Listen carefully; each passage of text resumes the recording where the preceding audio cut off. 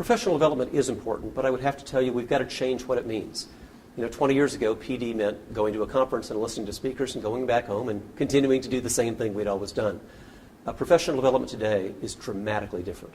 And I would argue that the people who are watching play a significantly greater role in professional development than I do, because the success of professional development is about what teachers and leaders do. So the best that anybody in my position as a writer or as a speaker can do is to instigate action. But it is the action itself. It's what we do with students, that constant cycle of professional learning that happens in schools, not on stage, not on conventions. It's what happens in schools where professional learning really takes place. The most important issues facing educators in the years ahead is a new definition of accountability. For the last 10 years, accountability has been equated to nothing except test scores. And what I see emerging, not only in the U.S. but internationally, is that we will not have the level of student success that we need for economic progress and, for that matter, for a stable democracy if all we do is crow about our latest gain in test scores. A measurement is a piece, but only a piece of the puzzle.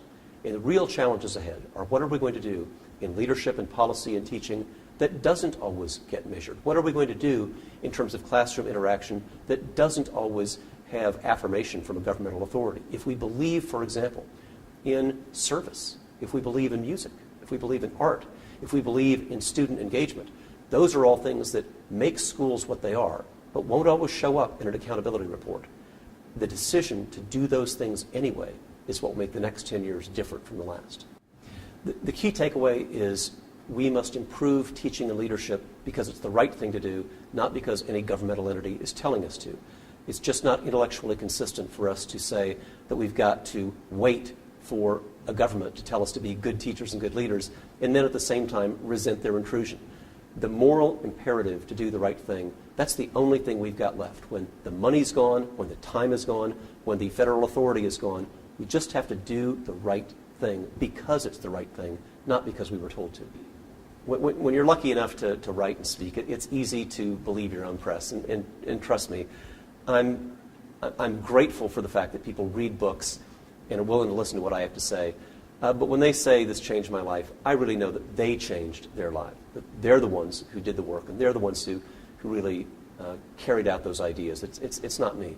But I'll tell you the moment I remember as a teacher, and it's when I had my own son, who's raised in a two-teacher household, listen to this girl in class make this astoundingly effective presentation.